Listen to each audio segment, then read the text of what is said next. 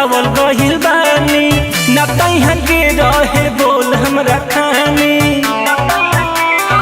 ए माई अपन ही लोग के सतावल गहिल बानी न तैहा के रहे बोल हमरा खानी।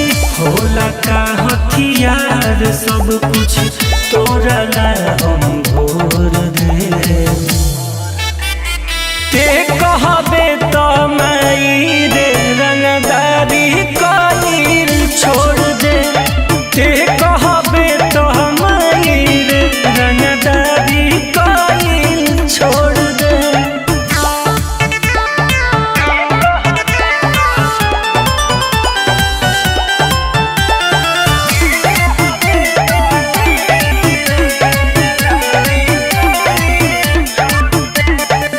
चाहिए ना कि बुरा करी कुछ लोग के कारण कर ले।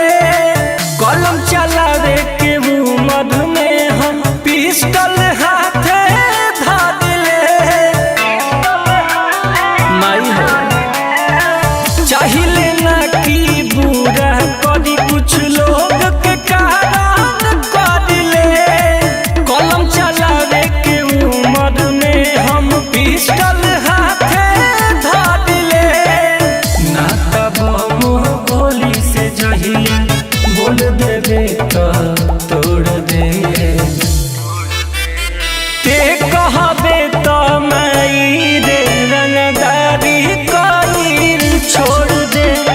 ते कहबे तो माई रे रंगदारी कईल छोड़ दे।